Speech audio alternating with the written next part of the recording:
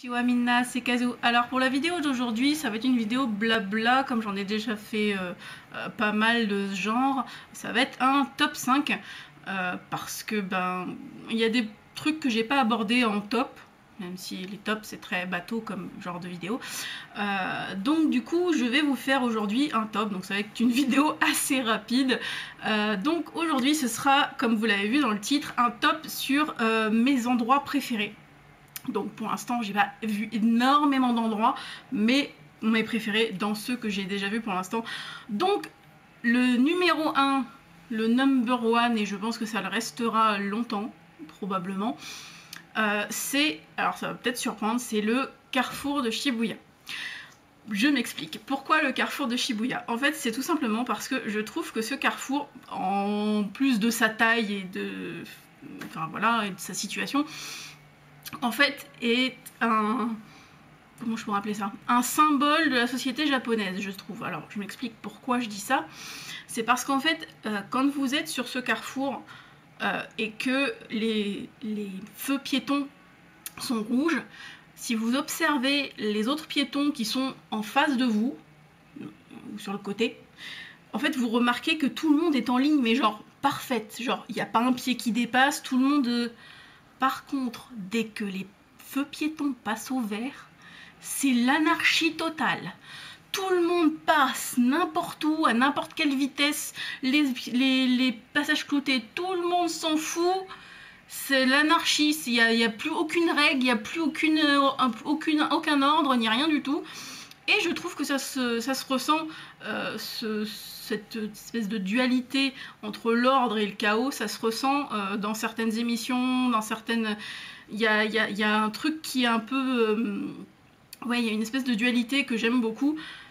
Et du coup, ça m'arrive, j'allais dire régulièrement, je suis allée que 2 fois au Japon, mais les 2 fois, j'ai bien aimé me poser au carrefour, même juste quelques minutes, et observer la foule. Je trouve que c'est assez édifiant et quelque part assez passionnant. Bon, après, c'est juste moi qui suis peut-être un peu bizarre, je sais pas.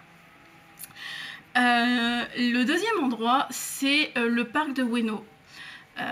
Indépendamment du zoo, le parc en fait qui est très grand est un endroit vraiment très calme, très zen.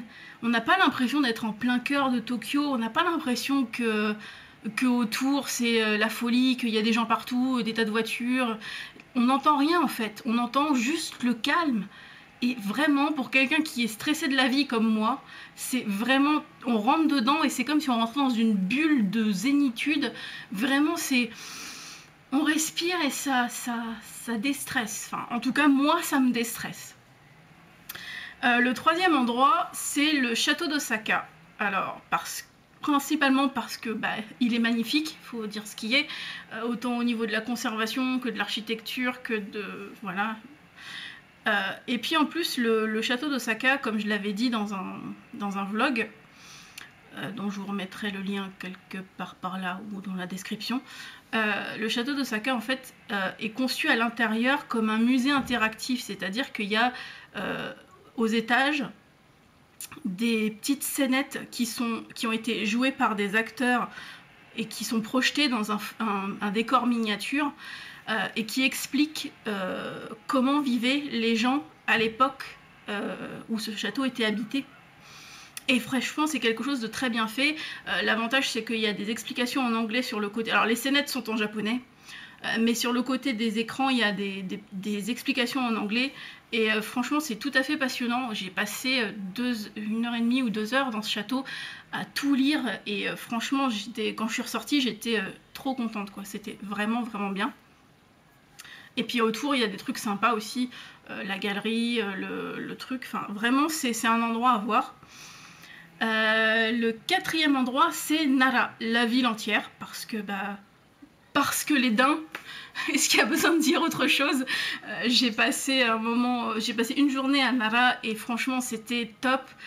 Je me suis beaucoup amusée. Bon, je me suis fait courser par des troupeaux de daims, mais bon, je me suis quand même beaucoup amusée. C'était très drôle, c'était très intéressant. J'ai vu des endroits sympas, j'ai mangé dans un endroit sympa. Vraiment, Nara, c'est à faire. Et le 5e endroit, c'est Universal Studios Japan, parce que c'est un parc Universal, donc il est très intéressant, il est très grand, il y a beaucoup d'univers. Bon, moi évidemment j'ai préféré l'univers Harry Potter, hein, parce que je suis une Potterhead, mais vraiment il y a beaucoup de choses à voir, il y a beaucoup de choses à faire. Moi je l'ai fait en une journée, mais je pense que 2 jours ça peut être pas mal. Ça permet, je pense, de bien prendre son temps pour voir tous les aspects du parc. Là nous on avait un peu, en plus on était arrivé assez tard parce que j'étais avec Marion. C'est pareil, je vous mettrai le lien du vlog quelque part. J'étais avec Marion et on est arrivé un peu tard et du coup on a un peu, pas vraiment speedé, mais pas vraiment pris notre temps. Donc je pense que, ou alors il faut y aller très tôt le matin, enfin vraiment à l'ouverture, et partir qu'à la fermeture, ou alors il faut y aller, je pense, sur 2 jours pour bien prendre le temps. Voilà, bah écoutez, comme je vous disais, c'était une vidéo assez rapide puisque c'est un top, donc les tops c'est pas très long en général, à moins de se lancer dans un top 10 ou 15, mais je voyais pas l'intérêt. Donc voilà, je vous souhaite une bonne fin de confinement, surtout restez chez vous.